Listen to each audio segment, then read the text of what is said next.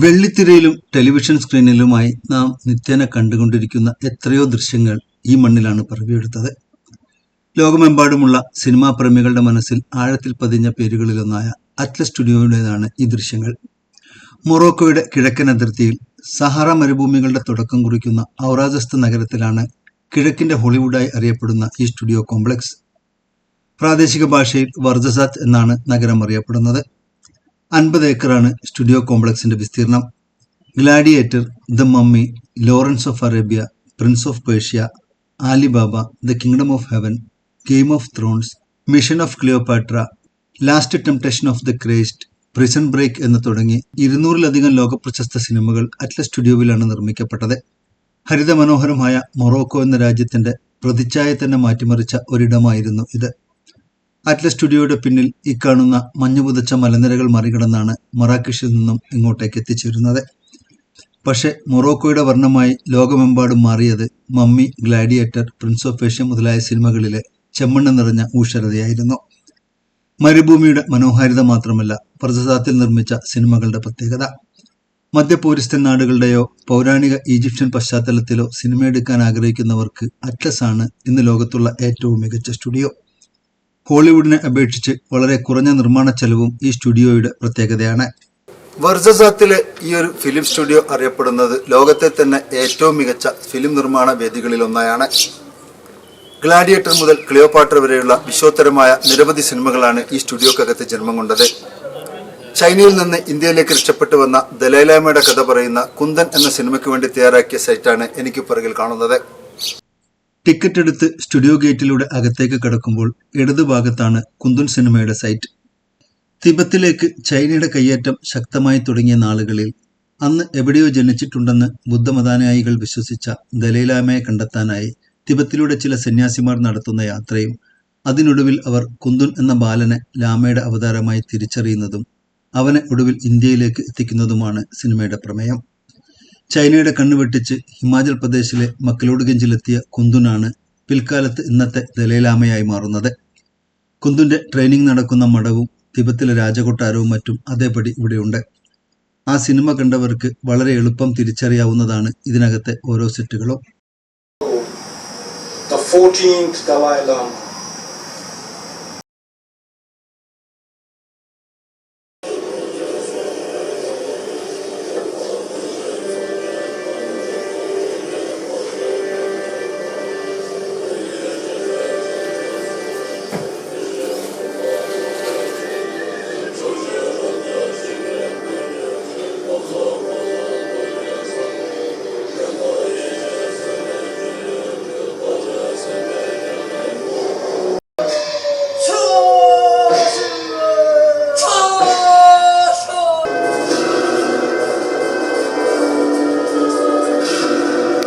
കുന്ദൻ സൈറ്റിന്റെ വലതുഭാഗത്ത് സ്റ്റുഡിയോയുടെ മുറ്റത്ത് ഒരു വിമാനവും ബസ്സും നിർത്തിയിട്ടത് കാണാം. ബ്രാഡ് പിറ്റും കേത്ത് ബ്ലാൻഷെറ്റും അഭിനയിച്ച പാബേൽ സിനിമയിൽ അമേരിക്കൻ ദമ്പതികൾ ആക്രമിക്കപ്പെടുന്നതായി ചിത്രീകരിച്ച ആ ബസ്സാണ് ഈ ദൃശ്യങ്ങളിലുള്ളത്. സിനിമ പൂർത്തിയായതിനു ശേഷം ബസ്സിനെ അറ്റ്ലസ് സ്റ്റുഡിയോയിലെ ഒരു സ്മാരകമായി നിലനിർത്തുകയാണ് ഉണ്ടായത്.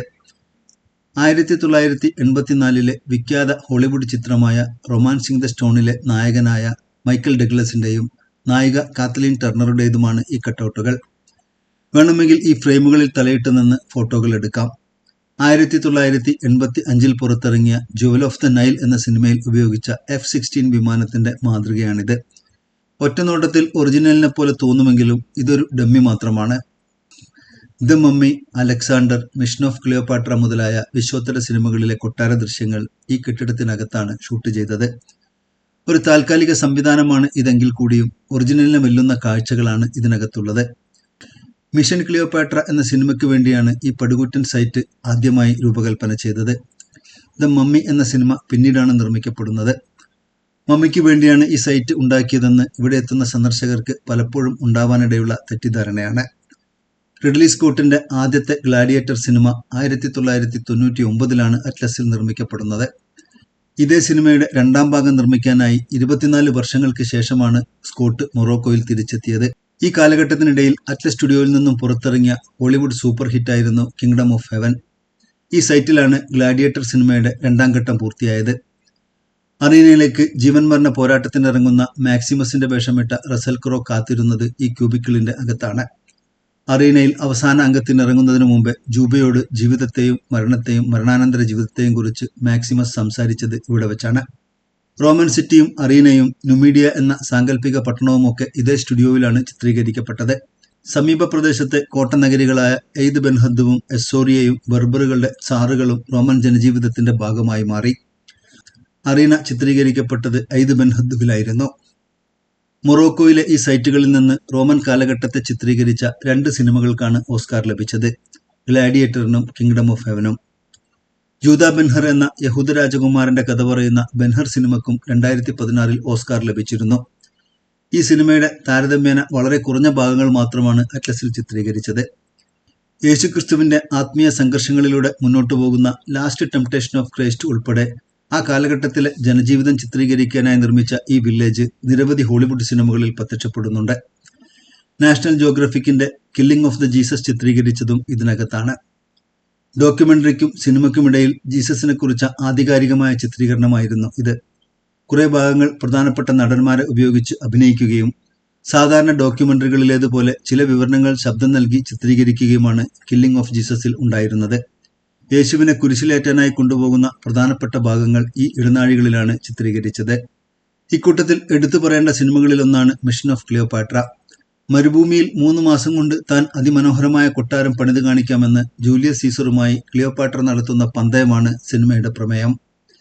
പുരാതന ഈജിപ്തിലെ ജനജീവിതത്തെ പുതിയ കാലത്തിന്റെ കണ്ണിലൂടെ നോക്കിക്കാണുന്ന ഒരു കോമഡി സിനിമയായിരുന്നു അത്. പന്തയം ജയിക്കാനായി ക്ലിയോപാട്ര ചുമതലയേൽപ്പിച്ച ആർക്കിടെക്റ്റുകളായ ആസ്റ്ററിക്സിന്റെയും ഒബേലിക്സിന്റെയും തത്രപ്പാടും റോമക്കാരുമായി അവർ നടത്തുന്ന പലതരം ഏറ്റുമുട്ടലുകളുമൊക്കെയായി ഫ്രഞ്ച് ഭാഷയിൽ പുറത്തിറങ്ങിയ ഒരു തട്ടുതകർപ്പൻ കൊമേഴ്ഷ്യൽ സിനിമയായിരുന്നു ഇത്. സിംഹാസനത്തിലിരിക്കുന്ന ക്ലിയോപാട്രയുടെ കൊട്ടാരത്തിന്റെ വാതിൽ തുറക്കുന്നതും കൊട്ടാര സജീവന്മാർ രാജകീയമായ സ്വീകരണം നൽകുന്നതും ഒരൽപ്പം പരിഹാസ്യമായാണ് സിനിമയിലുള്ളത്. ആ രംഗം പുനരാവിഷ്കരിക്കുകയാണ് ഞങ്ങളുടെ ഗൈഡ്. അറ്റ്ലസ് സ്റ്റുഡിയോവിൽ സഞ്ചാരികൾക്ക് ഇതിനകത്തെ സൈറ്റുകൾ പരിചയപ്പെടുത്താനായി ഓരോ ഗ്രൂപ്പിനുമൊപ്പം ഗൈഡുകൾ വരാറുണ്ട്. ഞങ്ങളുടെ ഗ്രൂപ്പിലുണ്ടായിരുന്ന തുർക്കിക്കാരിയെ ക്ലിയോപാട്രയായി സിംഹാസനത്തിൽ ഇരുത്തിച്ച് അവരുടെ ഫോണിൽ ആ രംഗം അതിമനോഹരമായി ചിത്രീകരിക്കുകയാണ് ഗൈഡ് മുഹമ്മദ്. എങ്ങനെയാണോ സിനിമയിൽ അതേപോലെയായിരുന്നു മുഹമ്മദിന്റെ വീഡിയോഗ്രഫി. ജേർണിയിസ്റ്റിന് ആ ദൃശ്യങ്ങൾ ഭാഗികമായ പകർത്താനായുള്ളൂ. 1942 റിലീസ് ചെയ്ത ബ്ലാക്ക് ആൻഡ് വൈറ്റ് കാലഘട്ടത്തിൽ നിന്നുള്ള ക്ലാസിക് ചിത്രമായ കാസാബ്ലാങ്ക പക്ഷേ അറ്റ്ലസ് സ്റ്റുഡിയോ നിർമ്മിക്കപ്പെടുന്നതിനും എത്രയോ പതിറ്റാണ്ടുകൾക്ക് മുമ്പെയാണ് തിയേറ്ററുകളിലെത്തിയത്. കൂടുതലും കാസാബ്ലാങ്ക നഗരത്തിൽ തന്നെ ഷൂട്ട് ചെയ്ത ഈ സിനിമയിലെ പ്രധാന ലൊക്കേഷനുകളിലൊന്നായ റിക്സ് കഫേ ഇപ്പോഴും അതേ രൂപത്തിൽ തന്നെ നഗരത്തിലുണ്ട്.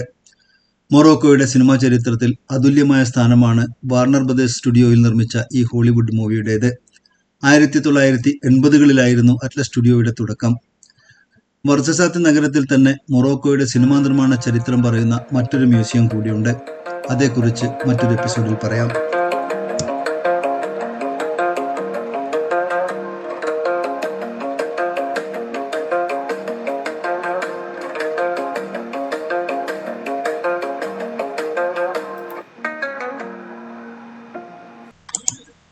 മാനവികതയുടെ പിന്നിട്ട ചരിത്രവും വിവിധ സമൂഹങ്ങളുടെ സാംസ്കാരിക സവിശേഷതകളും പരിചയപ്പെടുത്തുന്ന ജേർണിസ്റ്റ് യാത്രകളുടെ മുൻലക്കങ്ങൾ കാണാനും പുതിയവ യഥാസമയം നിങ്ങളിലേക്കെത്താനും ഞങ്ങളുടെ ചാനൽ സബ്സ്ക്രൈബ് ചെയ്യൂ.